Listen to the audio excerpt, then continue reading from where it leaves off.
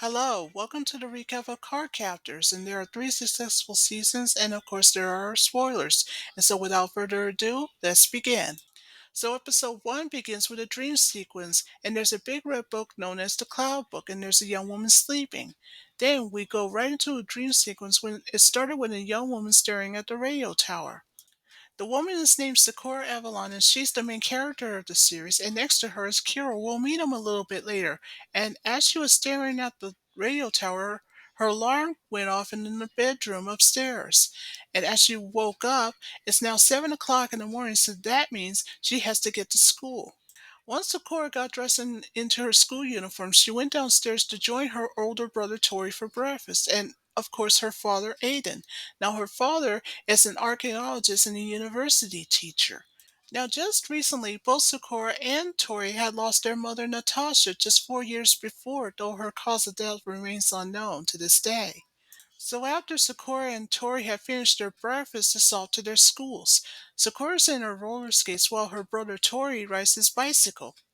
As you may have guessed it, both brother and sister had a conversation with each other. That's when, on the way to Tori's school one day, that's when he met up with his best friend, Julian Starr.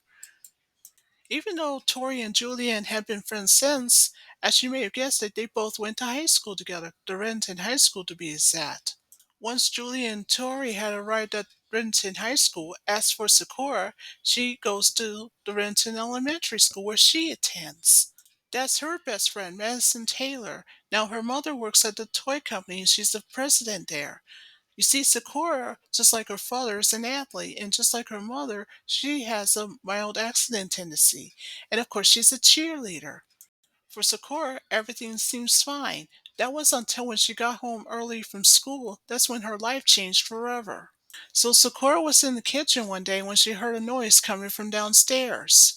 Now, with a baton in her hand, now Sakura is wondering where that sound is coming from, so she heads downstairs to the basement, which is also her father's study.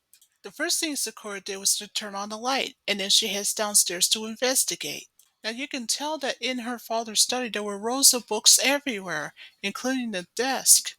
As Sakura investigates further, that's when she went to the far end, and there are rows of more books until finally, at long last, she saw a book that is glowing, a book that she's never seen before, but she recognizes it from her dream. It's a Clow book. Now remember, just recently her father had discovered it at a dig, but there's a problem. Neither he nor her brother could open it because it was sealed for some reason. Being curious, after the seal broke off, that's when Sakura opens it up and there's cloud cards inside. The first cloud card that Sakura's looking at is the windy card, one of the elemental cards. But Sakura found out that there's only one rule, is that whatever you do, don't say its name because it'll bring dire consequences. But unbeknownst to her, she did just that, and when it happened, the windy card unleashed its power, and when it did, all of the cards come flying right out of the book while they're glowing, while Sakura is standing on this strange design on the floor. And after that, all of the cards were gone, all except one, of course. After that, the book fell to the floor, but wait, the book starts to glow, and here comes Kiro Barrels. Now remember, he's the same guardian beast of the seal that Sakura's been dreaming about, and he just introduced himself. He also told Sakura that he just awoke from a century-long sleep, but he found out all the claw cards are gone. So when Sakura was asked by Kira where all the cloud cards gone, she explained that when she said the card's name, it led to a fateful accident. So you know what this means? That means Kira will have to explain to Sakura how powerful and special those cloud cards are and its history a little bit later. So when Sakura finished her meal with her brother in the kitchen, that's when she takes a plate of pudding upstairs to her room, and that's when she met up with Kiro.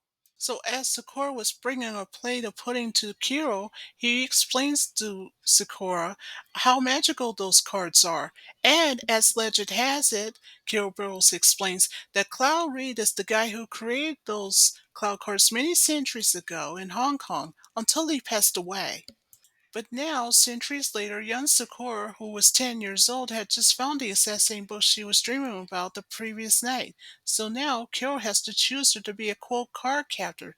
So what he did is that he had her stand to a far end from her desk, which she did. What Kiro did next is that he created an incantation to make the Cloud Key appear. In fact, the Cloud Key is so small you could fit it in the palm of your hand, plus it's small enough to be a necklace. What Kiro did next is to tell it to release its power, and when it did, the light shined so bright that it blinded Sakura's eyes, and once it changed into a staff, with her left hand over her eyes, that's when she reaches over to the staff and then she finally grabs it. After the light faded away, you've heard right, Kira had just chosen Sakura to be a card captor, but at first she declined. But then Kiro has to tell her why, because he said if those cloud cards are not captured right away, something bad would happen. So what Kiro is telling her that she has no choice. So suddenly they heard a noise coming from outside, and when Sakura and Kiro looked out the window, it's the fly cards form, and you can tell that the bird is so big it's about the size of a plane. So with no time to waste and with her pajamas on, that's when Sakura went chasing after the fly car's form and in her roller skates. Sakura knows what to do. She transformed her key into a staff and went right after the fly car's form, and then she started riding on top of it on his back. So after Sakura went flying into the air for a while, that's when Sakura uses the windy card to tie up the fly car's form. And after she landed on the ground, you know what this means. Next, she seals the card up, both of them at once to be exact. You can tell that Sakura is very proud on her first capture of the fly cards, so now she has two cloud cards.